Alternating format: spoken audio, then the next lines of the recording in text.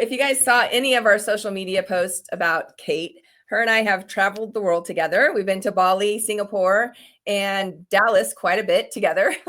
And I just love Kate and everything LinkedIn that she can provide. I mean, in this 30 minutes, she's going to drop, you want to definitely get your pages out and your pen ready. I mean, I've been taking notes from both of these. So when I'm looking down, it's only because I'm checking my notes and making sure that I'm spelling correctly. Because, those of us in a certain age range have to have glasses on nowadays.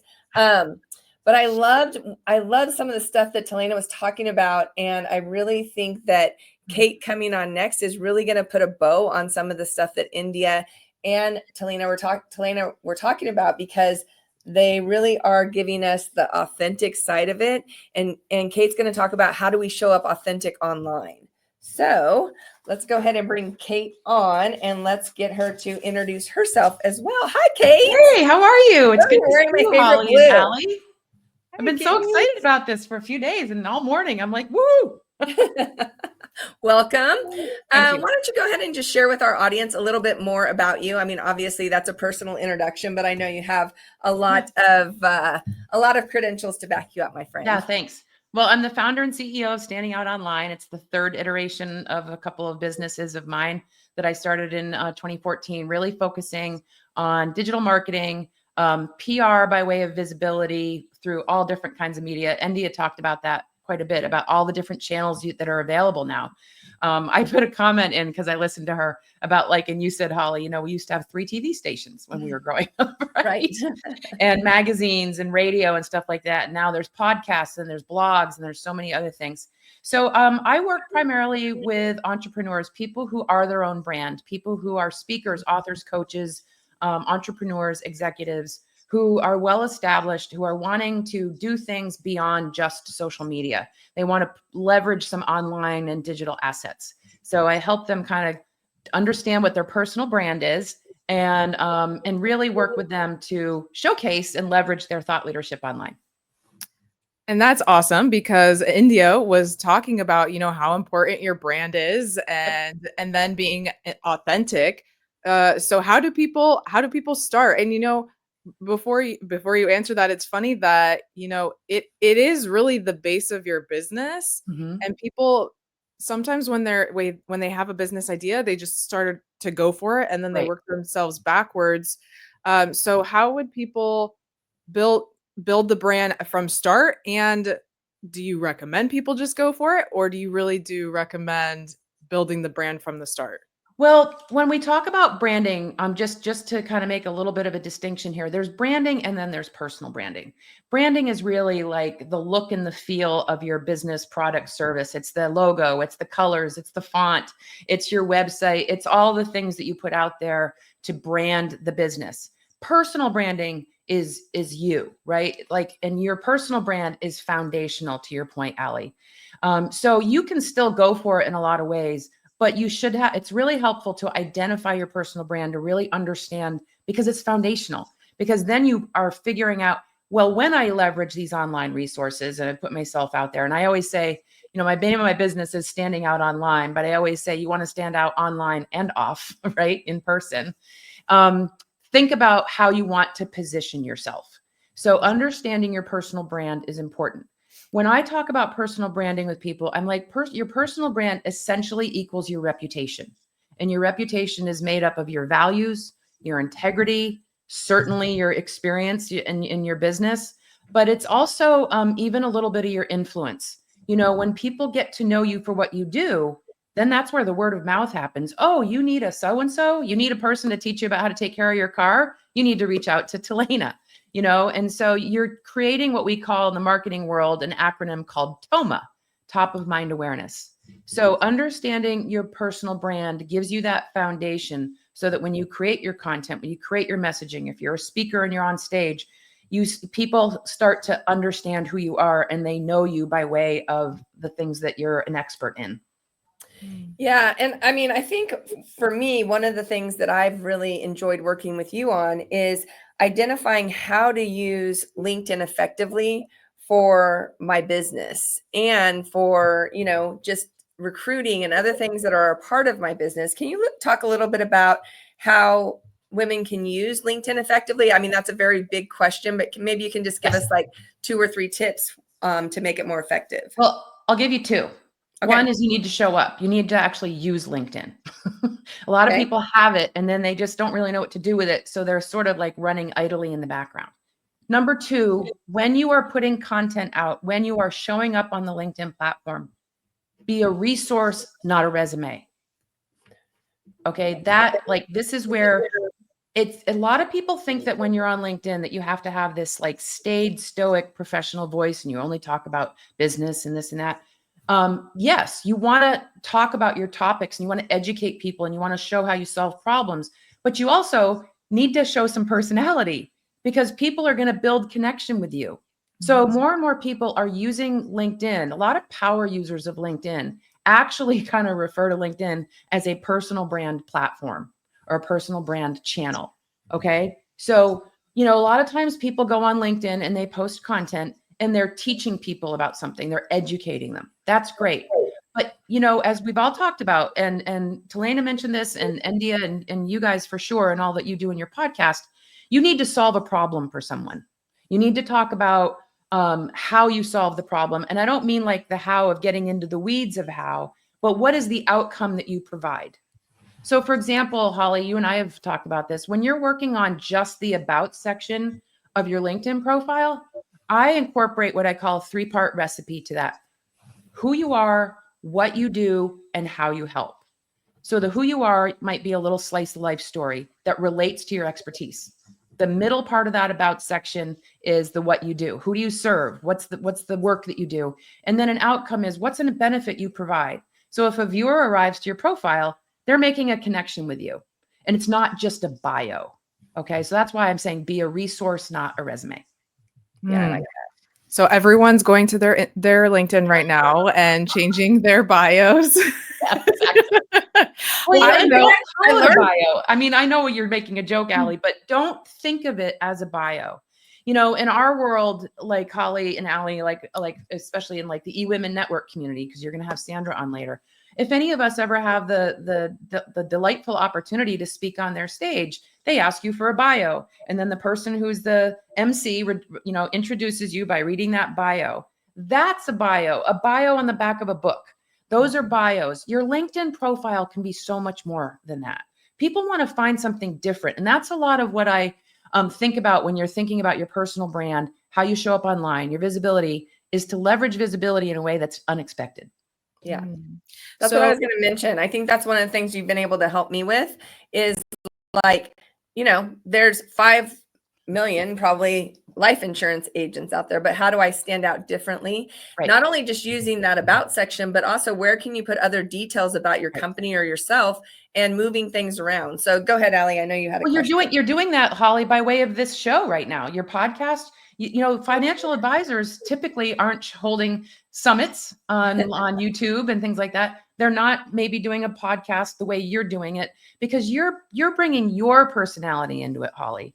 I mean, like I said, I've traveled the world with you. You are like the social director of the world. I mean, you are like, moving and shaking and getting people on board and energizing people. And you're bringing that to this to get other people energized. And that's what your differentiator is. Thank you. Yeah. So as people are, they want to become a thought leader online and in their real life. What are some mistakes that women make along the way?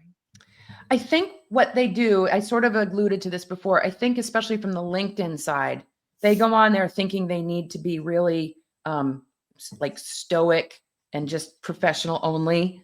And they don't know about engaging and they don't think about setting themselves apart. So I think that's part of it. I think a lot of people just get stuck. I think they're like, oh, on Facebook, I'm with my friends and my family and maybe some people and I'm informal. And on Instagram, I'm doing this and that, and I'm, posting pretty pictures and it's more visual. And then LinkedIn, it's a big animal. I really don't know what to do. So I'll just do a little bit and I'll just kind of go, not sure. So, but be different, leverage the, I know we've been using the word authentic and authenticity, and it's a commonly used word now, but think about your differentiator. Think about what sets you apart. So it may be a skill you have. It may be an outcome you provide. Maybe it's the approach you have with your clients. What are those things that make you different from your competition? And then build on those. So don't do this formulaic kind of thing. Well, this person's doing that, and this person's doing that, so I guess I should do that. And don't be afraid to be contrarian. Like if you're let's say a lot of times you'll see people on LinkedIn share a really interesting article that someone else wrote. So I referred to that as OPC, other people's content. But there's something you like about it, but there might be something you don't like about it. And I don't mean from the standpoint of vitriol. Like maybe there's 5 top tips for a certain something. 4 of them you love and the 5th one you don't. So you share that piece of content on LinkedIn and say, I love this article in many ways that so-and-so wrote. But in number 5, I don't agree with that because this is the way I do that. And then you get to share. It's not because you're saying it's better. It's just you're offering another point of view in a respectful way. And I think when more and more people do that on that kind of platform, it invites a deeper conversation in the dialogue. So I actually have a second question, I guess, to that one. Is, where I'm at, I'm now in my 30s, and I just had my birthday this last week. She's 30. Oh my 30. God. Okay. She's just 30. I could be your mother. Just kidding. Well, our podcast is millennial and Gen X, so we get that.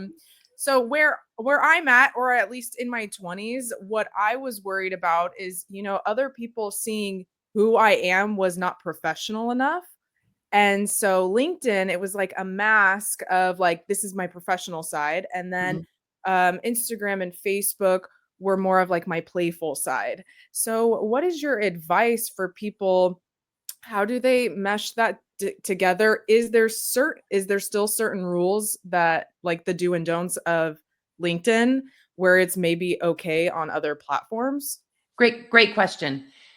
One of the upsides of the pandemic is that all of us on all channels were showing up like in our pajamas, right? And all of a sudden, like we were, it almost made that whole different kinds of formality, if you will, kind of go away. So I think people are more accepting of people now. I mean, look at when we go on a Zoom meeting, some people, as Sandra Yancey always says, it makes me laugh. I show up and I might have my hair in a potato chip clip, but you're showing up, right? And people don't care anymore as much. So think about the voice that you carry on your different channels. So you sort of have a voice on Instagram, like a way of doing it, one on Facebook, TikTok, maybe if you use it. And then on LinkedIn, you can still have an informal voice. Just keep your messaging about something, like a topic, just keep it sort of related to the profession. So let's say you do a work-related topic idea on Instagram. So on Instagram, maybe you're showing the visual side. You're showing, something about it that's kind of fun and lighthearted. Okay, I'm just kind of pulling out of the air here. Take that same topic over on LinkedIn and do a behind-the-scenes video about that thing and explain it, or interview somebody and do a quick little 2-minute vertical video on LinkedIn. So it's still related to work, but it's not dry and it's interesting in a different way and it's unexpected. And by the way, we have, I've done a lot of research on new trends on LinkedIn in 2025. Short form vertical video is becoming really hot. Any video on LinkedIn is seen about 15 times more than a regular text post with image. Wow. So take advantage. I'm not saying you should flood it. And, one of the things I want to say about LinkedIn is less is more on LinkedIn. If you post 1 to 2 times a week consistently, you can build a really good dialogue there. You do not have to be posting every day on LinkedIn. How do you, this wasn't on our list of questions, but how do you avoid getting so much spam email? Is there a way? Oh, it's such a good, I wish I had a really great clean cut answer to that. There's some things you can do to help reduce it. Okay. Number one is that just came out in the last 6 to 8 months on LinkedIn. If you've noticed next to your name on your personal profile page, there's like a little shield. And it asks you to do a verification. That verification is legit and it's done through Clear, like you see at the airport. Okay. So go through that. You have to hold a selfie of yourself with like a driver's license or a passport, and you have to give a phone number. And then once you do that, that shows everybody in the world that you are a legitimate profile. So it's kind of like a verification. If you go into your privacy and settings on your LinkedIn account, there's under the visibility settings, you can actually set things in a way that there's a two-step verification process, which is different than the verification badge. I would invite you to turn that on. But there's also settings in the back end where you can reduce a lot of the stuff that comes your way from LinkedIn. You know, LinkedIn's algorithm is serving all these various things up to you. There's over 220 settings in LinkedIn that you can go through. And I would really, what I tell people is take 10 minutes of focus time, go through every single one, because LinkedIn turns them all on by default. You can go in and turn a lot of those things off. Is it going to get rid of the spam? No, it's going to reduce it though.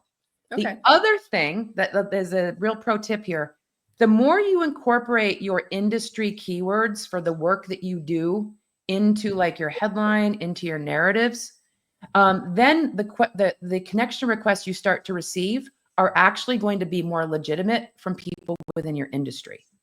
Right now, there's a lot of people who are using LinkedIn to just spam people, and they're using tools that are actually banned by LinkedIn. There's over 80 of them where they scrape data and people think it's legit. They pay for that service and then they start bulk emailing everybody. And so that's a lot of the stuff you see where people haven't even like asked you who you are and they just start selling you something by way of an invitation to connect. Just delete them, ignore them, and let them go. So some of that is just unavoidable, and LinkedIn, the company is trying to work on it. Awesome. It is so frustrating, though, Holly. I know. It's something. Yeah, it is. Then you spend 10 minutes going through the settings and then another 5 minutes deleting all of those. And then, when a lot of people ask me this, when you ignore someone's invitation, they don't get a notification saying you ignored them. So I think a lot of people don't hit ignore because they're afraid it's going to make them look bad or somebody's not going to like me or something. Don't worry about it. Nobody knows. Okay. Yeah. So what kind of advice or tips can you give for women wanting to stand out? I know we use the word authentic, but now how do you make that authentic voice stand out in a crowded digital space? Well, one of the things you can do is like reflect on what I call a little slice of life story for yourself. So like if you think about like how, like if you've been in business for a while, like, Holly, maybe your little story nugget is like, what made you go from whatever you used to do before to becoming a financial advisor? In insurance and financial advising now. What's the story there? I'm not saying you have to answer it right now. Think about that. Record it in the voice memo of your phone. Take like 2 or 3 minutes and kind of tell that little story. Then transcribe it. Incorporate that into like the about section of your LinkedIn profile. Incorporate some of this into your content on LinkedIn. It's not a normal thing to do. People are like, why does anybody care? Well, you guys have been talking about when India was on and Talena. It's the story that is what connects us. Yeah. It's such an easy thing to do. And I think a lot of times we think, oh, nobody really wants to know that. But remember, the story also, you can also tell stories about the people you work with, your clients, the services that you provide. Do like little mini case studies that can become great content. Not a lot of people think of doing that. The other thing you can do, like you guys are doing by way of your podcast, is when you get a guest on your podcast, that podcast guest, encourage them to share the replay and to put that out in advance. Like you set out the digital assets for all of us who are going to be on this. Get all that out in advance. These are things that are unexpected for people to see. And so then leverage those opportunities in your social content. Try to get on your local TV station. Reach out to your local affiliates. A lot of the local Fox News channels do a lot of local television, and they'll bring you into the studio or something like that. Think of an angle. That's what I work on with my PR clients. I help them come up with an angle. What can we do? Maybe we can get you on a really quality YouTube show. Maybe we can get you as a guest on a podcast. So think about these other ways that and leverage them in your content, not just the promotional side, but the information and the problem that you're solving. What you're sharing on those shows to solve a problem. Yeah, I think that's great. So using LinkedIn, have you worked with anybody that has attracted investors I know you have with clients and career opportunities, but how would you like go about reaching out to investors? Now, I know that's not like going to be just like a cold email you send somebody. No. You want to generate that relationship a little bit. But do you have anybody that's done that you've helped coach through that? Not for the investors, but you bring up a good point. So if you're wanting to like get in front of investors or VCs or whatever, first of all, go do a search on LinkedIn. You know, in the top of your LinkedIn toolbar over to the left is a search field. It's just like Google, except in LinkedIn.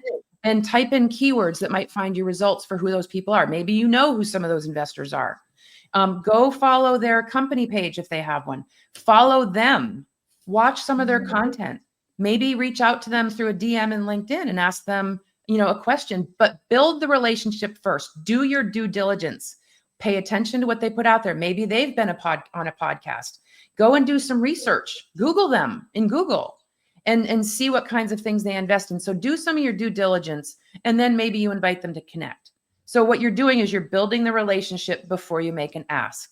And the ask might be, would you be willing to have a 15-minute conversation with me on Zoom? You know, or can I meet you for a cup of coffee if you're in town somewhere? So think about building the relationships by using a tool that is not what normally people do, and because it will grab people's attention, but do it tastefully, not spammily, if that's a word. I just made that up. So that's one way.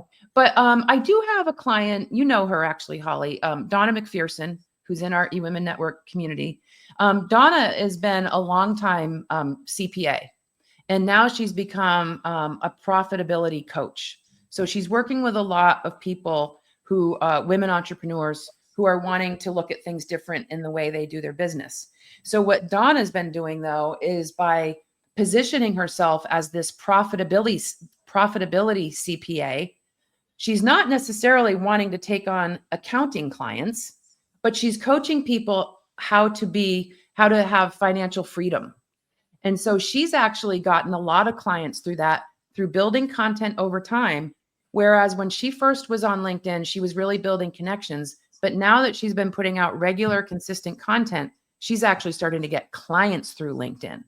So it's a sort of a little bit of an indirect answer to your question, but it's all of these things are stepping stones to get to that point.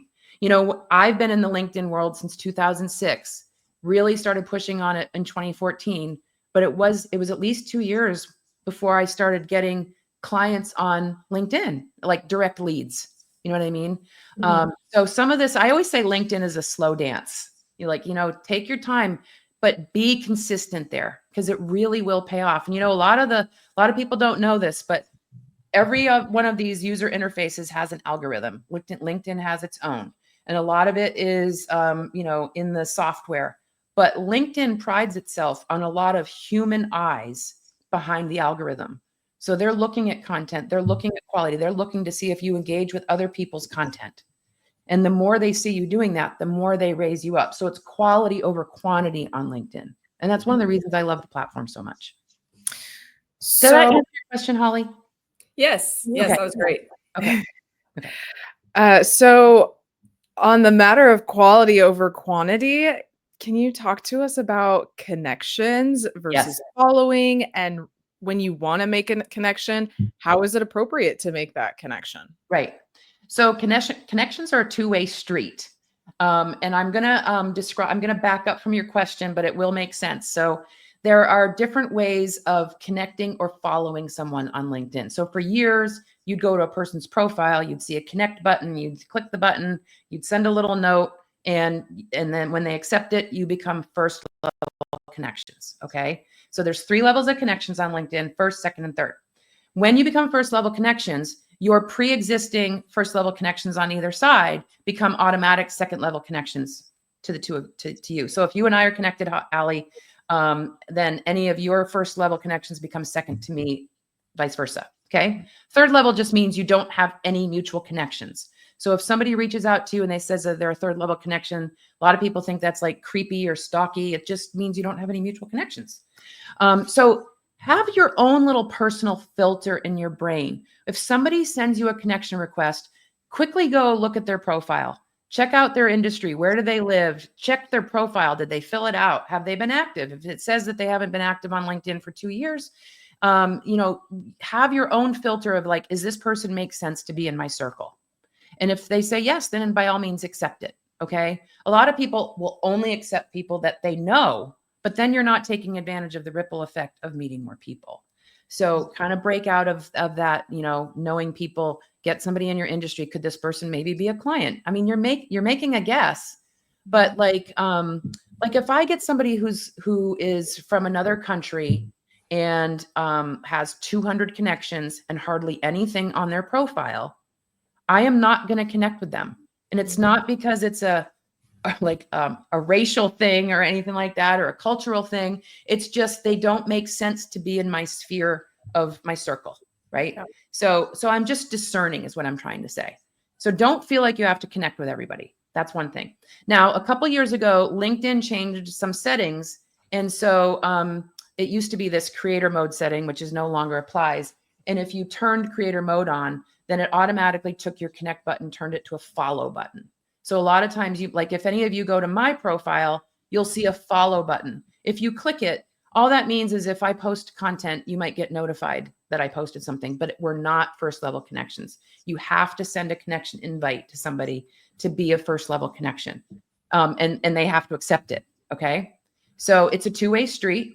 So this is one of the things, like when you're in LinkedIn and you're looking at other people's content, like other posts or things like that, you might see something in a comment of somebody that you really like, and you'll be like, oh, I'm going to go check them out. Go over to their profile and then maybe send them a connection request because they seem like they're a cool person to know. And you can send them a connection request saying, I love the comment you left on Holly's post about such and such. I would love to be connected with you. Okay. So, always add a note. Power users on LinkedIn, because of the spam, like you mentioned, Holly, if you don't bother putting a sentence in the connection request note, if there's no note, they'll just automatically ignore it and won't take it. So put something in there. I follow your blog. Hey, I met you at a networking event. I loved the comment you made. We have 5 mutual connections. Hey, we went to the same school. Anything that just seems like it's a connection so that somebody knows you're human and that you're not a bot or a spammer goes a long way in this world now. I mean, really, LinkedIn could be like that connection from like being in a sorority, being, playing sports at a school, being in a conference, like, I played volleyball. So being in a conference where everybody is, maybe they didn't go to Arkansas State, but maybe they went to Louisiana Tech or something like that. And and they're the same age as me. So that could be a connection point too. Absolutely. And I just think there's so many ways that people connect, but just remember that just like on Facebook and Instagram, you want to connect with people. You don't want to just put a post there and then not respond or not look at somebody else's and make comments. So exactly. I mean, if you choose to, you can do some fun things like, the headline underneath your name. A lot of people put their job title there. I prefer to use like a couple choice keywords that describe the work you do. Like on my headline, it doesn't say that I'm the CEO and founder of Standing Out Online. If they scroll down, they'll see that. But I put in that I'm a LinkedIn profile coach. I'm a PR expert, blah, blah, blah. So I put in things there that they see. So Holly, you might even know this person because he's a National Life person. Do you know John Scarcella? Yes. Okay. So John worked with me on his LinkedIn profile when I was helping people at National Life Group, 7-8 years ago.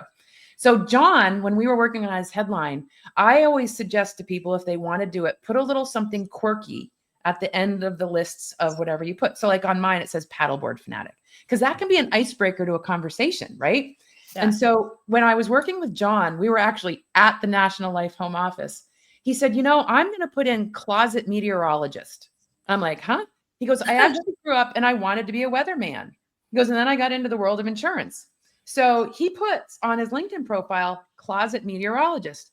He ends up showing me this picture on his phone of all his little backyard weather gadgets. But he has told me when we've had follow-ups and stuff, he has had more people reach out to him on LinkedIn because that's the only place he puts that. And it's an icebreaker or an entree to a conversation. And so it's humanizing you and it's making something informal and a little more fun. So, be creative if that's fitting of your personality. Yeah. Yeah. Well, Kate, gosh, I mean, each one of these interviews we got to turn into a podcast because it's just not enough time in 30 minutes. We've already So gone through 30 minutes. I know. Can you let our audience know how they can get in touch with you? Obviously on LinkedIn. On LinkedIn. So yeah, linkedin.com/in Kate Paine, and it's Paine is how you spell my last name. There it is. On Instagram, and my website is Standing Out Online. And also, you know, if for anybody who's listening to the show, if you ever want to send me an instant message or a DM through LinkedIn, I look at it all the time. So feel free to reach out.